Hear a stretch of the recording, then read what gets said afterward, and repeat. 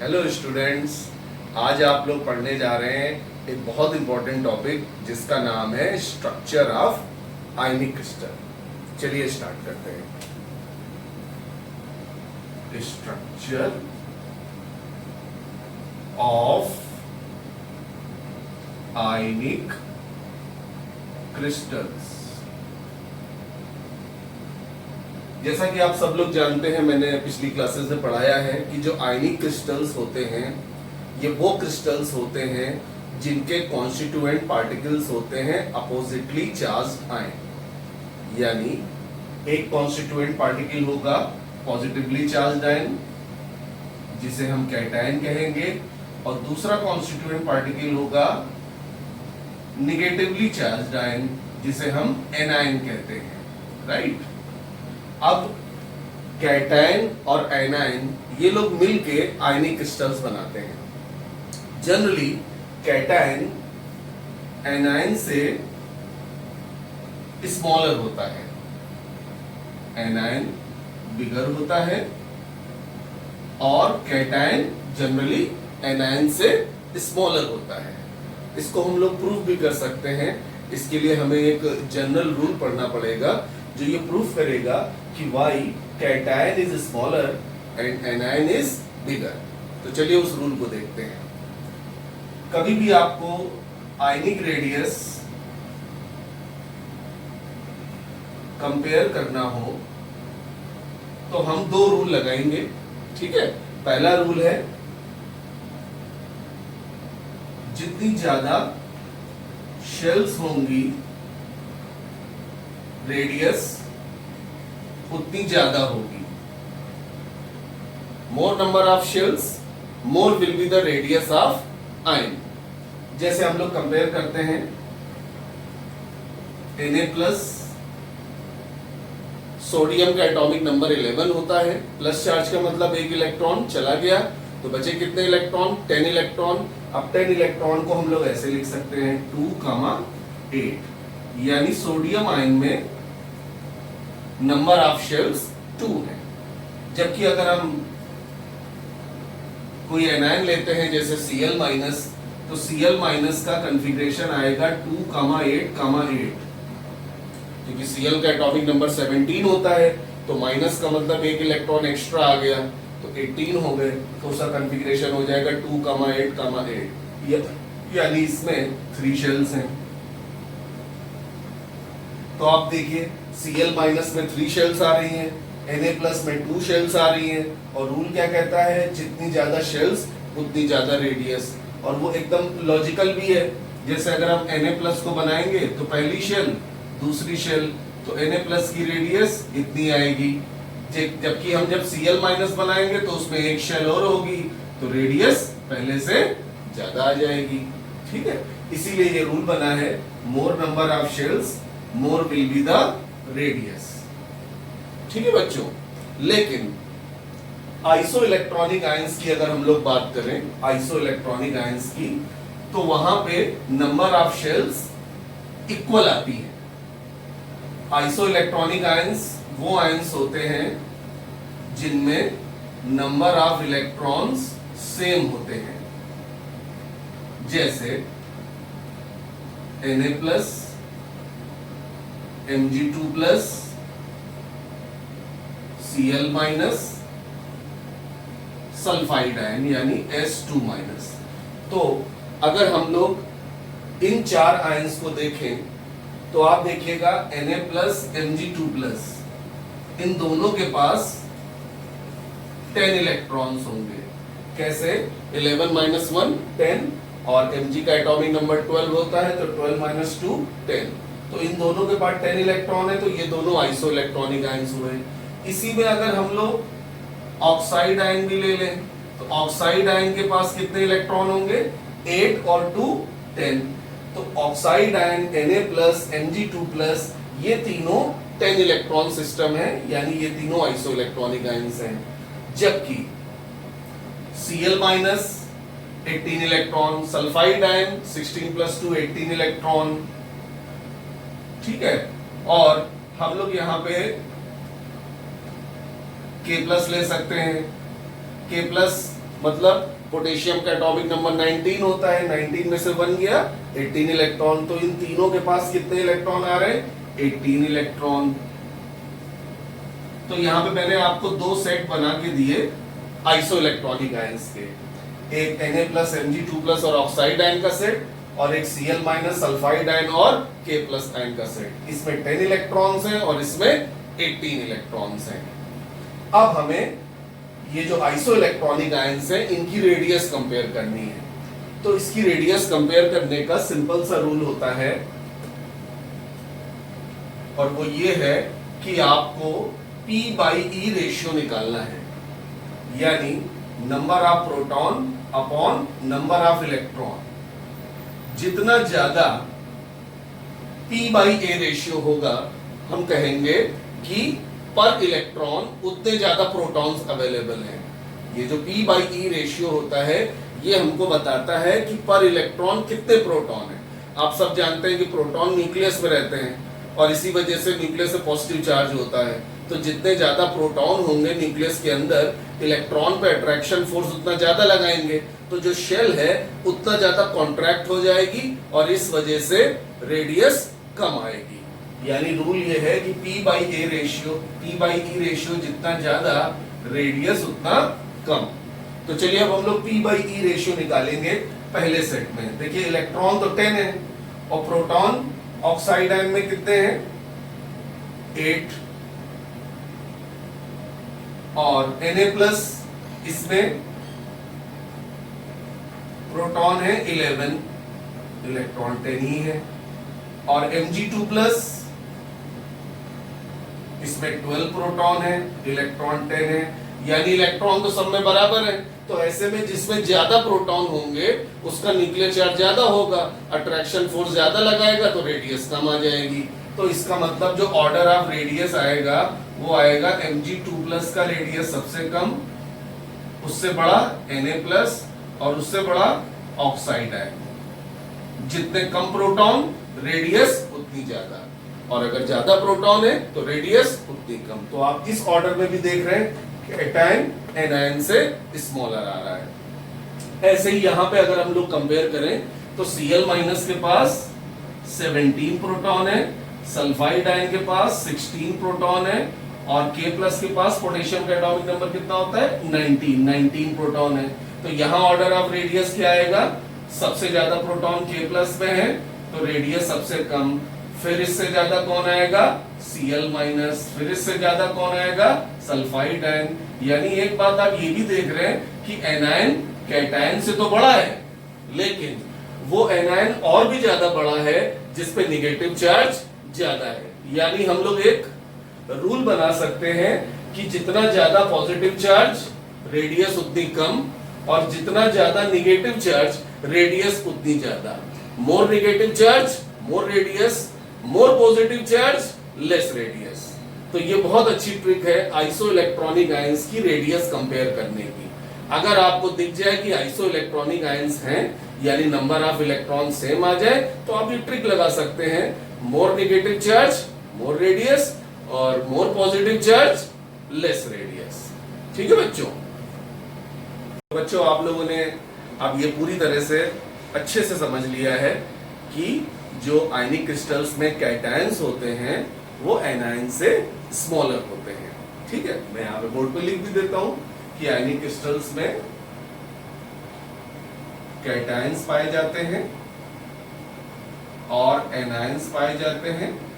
Cations smaller ions होते हैं और एनायन बिगर आयंस होते हैं। तो अब जब हम लोग आयनिक क्रिस्टल का जो स्ट्रक्चर है, जब हम उसको प्रेडिक्ट करेंगे तो उसके लिए हम क्लोज पैकिंग का कॉन्सेप्ट लगाएंगे। तो एक सिचुएशन इमेजिन करिए आप लोग, आपके पास फुटबॉल है और टेनिस बॉल है। फुटबॉल बड़ी बॉल होती है और टेनिस बॉल छोटी बॉल होती है। ठीक है, आप बताइए आपके लिए क्या सही रहेगा? टेनिस बॉल की क्लोज पैकिंग करके बीच में जो वॉइड आए हैं उसमें फुटबॉल को फिट किया जाए, ये सही रहेगा? या फिर फुटबॉल की क्लोज पैकिंग करके बीच में जो वॉइड आए हैं उस पर टेनिस बॉल को फिट किया जाए? तो आप जो पहला वाला तरीका है वो पॉसिबल ही नहीं है। छोटी बॉल की पैकिंग करेंगे तो वॉइड भी छोटे आएंगे, तो उसमें बड़ी बॉल फिट ही नहीं हो पाएगी। हाँ, अगर हम लोग बड़ी बॉल की क्लोज पैकिंग करेंगे तो जो वॉइड आएंगे उसमें छोटी बॉल फिट हो जाएगी। तो यही है ये थ्योरी कहती है कि आयनिक क्रिस्टल्स के अंदर एनायंस की क्लोज पैकिंग होती है। क्लोज पैकिंग में पढ़ा चुका हूं आपको, दो तरह की क्लोज पैकिंग होती है, एक क्यूबिक क्लोज पैकिंग और एक हेक्सागोनल क्लोज पैकिंग। आपके कोर्स में वही आयनिक क्रिस्टल्स हैं जिनमें क्यूबिक क्लोज पैकिंग होती है, यानी एफसीसी पैकिंग होती है। ठीक है, तो एक बात तो क्लियर हो गई कि आयनिक क्रिस्टल्स के अंदर जो एनायंस हैं, यानी जो बिगर आयंस हैं, वो करेंगे क्यूबिक क्लोज पैकिंग, यानी ये बनाएंगे FCC unit cell. FCC unit cell का मतलब जो एनायंस होंगे वो क्यूब के कॉर्नर और फेस सेंटर को ऑक्युपाई करेंगे। तो ये जो बड़े आयंस हैं ये क्यूब के कॉर्नर और फेस सेंटर को ऑक्युपाई कर लेंगे। इस तरह से क्लोजली पैक्ड होंगे, इसे कहते हैं क्यूबिक क्लोज पैकिंग यानी एफसीसी पैकिंग।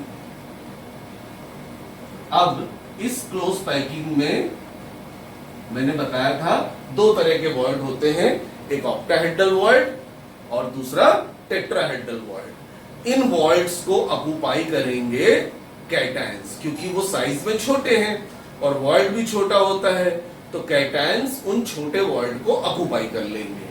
तो मैं यहां पे लिख देता हूं, एनायन करेंगे क्लोज पैकिंग और cation occupy voids in close packing. तो ये दो बातें बेटा आपको ध्यान रखनी है।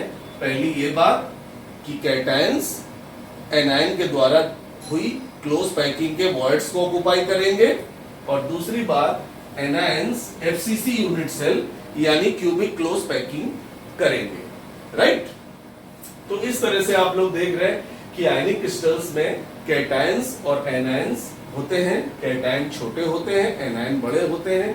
तो बड़े होने की वजह से एनायन क्लोज पैकिंग करेंगे, cubic close packing corner of face centre को ऑक्युपाई करेंगे, और इस क्लोज पैकिंग में जो वॉइड्स आएंगे उन वॉइड्स में कैटायन जाके फिट हो जाएंगे। अब इससे फायदा क्या होगा बेटा? कैटायन अगर वॉइड में जाके फिट होगा तो वो ज्यादा से ज्यादा एनायन से सराउंडेड होगा, यानी कोऑर्डिनेशन नंबर हाई होगा। जो आयनिक बॉन्ड है वो बहुत स्ट्रांग बनेगा, इससे सॉलिड की स्टेबिलिटी बहुत ज्यादा आएगी। मतलब ये जो दो कंडीशन लगाई गई हैं ये सिर्फ आयनिक क्रिस्टल की स्टेबिलिटी के लिए लगाई गई है। एक कॉन्सेप्ट होता है, जितना ज्यादा कोऑर्डिनेशन नंबर उतना ज्यादा stability of ionic crystal. Coordination number का मतलब होता है नंबर ऑफ नियरेस्ट नेबर। एक कैटायन से जितने एनायन सराउंडेड होते हैं उसे कैटायन का कोऑर्डिनेशन नंबर कहते हैं, और एक एनायन से जितने कैटायन सराउंडेड होते हैं उसे हम एनायन का कोऑर्डिनेशन नंबर कहते हैं। तो जितना ज्यादा कोऑर्डिनेशन नंबर होगा स्टेबिलिटी उतनी ज्यादा होगी, और ये बात हम आगे और अच्छे से समझने वाले हैं। अभी तो केवल आपको ये ध्यान रखना है कि आयनिक क्रिस्टल्स में कैटायंस और एनायंस होते हैं। एनायंस क्लोज पैकिंग करेंगे और कैटायंस उस क्लोज पैकिंग में जो वॉइड्स आए हैं उनको ऑक्युपाई करेंगे। अब सवाल बेटा ये उठता है कि कैटायन किस वॉइड को ऑक्युपाई करेगा? ऑक्टाहेड्रल वॉइड को ऑक्युपाई करेगा या टेट्राहेड्रल वॉइड को ऑक्युपाई करेगा? किस वॉइड को कैटायन ऑक्युपाई करेगा? तो इसके लिए एक थ्योरी है जिसका नाम है रेडियस रेशियो रूल।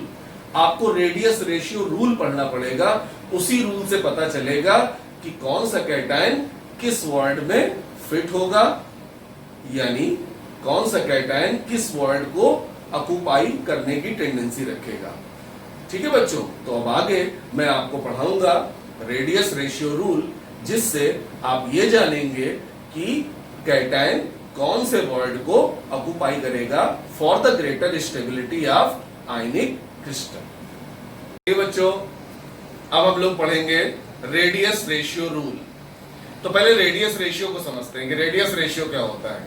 देखिए, अगर r plus radius of cation है, अगर r plus radius of cation है और r minus radius of anion है, तो इन दोनों का जो रेशियो होगा उसे ही हम रेडियस रेशियो कहेंगे। और रेडियस रेशियो एक्चुअली होता है, radius ratio is actually relative size of cation with respect to anion। मतलब अगर हम इसका थ्योरेटिकल मीनिंग समझेंगे तो ये बेसिकली कैटायन का रिलेटिव साइज बताता है विद रिस्पेक्ट टू एनायन। और ये जो कैटायन का रिलेटिव साइज है यही बेटा डिसाइड करने वाला है कि कैटायन किस वर्ड को ऑक्युपाई करेगा एनायंस की पैकिंग में। ठीक है, तो देखिए ये रूल कहता है कि जो ट्राइगोनल वॉइड की रेडियस होती है वो, जो मैंने आपको पिछले टर्म में पढ़ाया था, वो 0.155 r होती है। अब वॉइड को कौन ऑक्युपाई कर रहा है? कैटायन, तो हम यहाँ पे r प्लस लगा देते हैं। पैकिंग किसकी हो रही है? एनायन की, तो यहाँ पे कैपिटल R की जगह r माइनस लिख देते हैं। तो बच्चों ये एक आइडियल सिचुएशन हमको मिल गई कि अगर कैटायन की रेडियस एनायन की रेडियस का 0.155 टाइम्स है, तो इसका मतलब वो कैटायन आइडियली ट्राइगोनल वॉइड को ऑक्युपाई करेगा। यानी जैसे ये हमारे 3 एनायन हो गए और यहां पे जो वॉइड आया है उसकी जो रेडियस है वो एग्जैक्टली 0.155 r माइनस के बराबर है, तो यहां पे जाके कैटायन फिट हो गया। और आप देखिए कैटायन फिट हुआ, 3 एनायंस अटैच्ड है, तो कोऑर्डिनेशन नंबर 3 आ गया। लेकिन ये बेटा एकदम आइडियल सिचुएशन है, रियल में तो बहुत सारे कैटायंस हैं, बहुत सारे एनायंस हैं। अब कैटायन की रेडियस एग्जैक्टली एनायन की रेडियस का 0.155 टाइम्स है, ये बात थोड़ी सी रेयर लग रही है। रियल में क्या होगा, ये जो r प्लस है वो 0.155 r माइनस से या तो ज्यादा होगा या कम होगा। ठीक है, तो देखिए अगर r प्लस 0.155 r माइनस से कम है तो फिर कैटायन उस वर्ड में जा ही नहीं सकता है। आप खुद सोचिए, वर्ड छोटा है, कैटायन बड़ा है, वर्ड छोटा है, कैटायन बड़ा है, तो कैटायन कैसे जा पाएगा उस वर्ड में?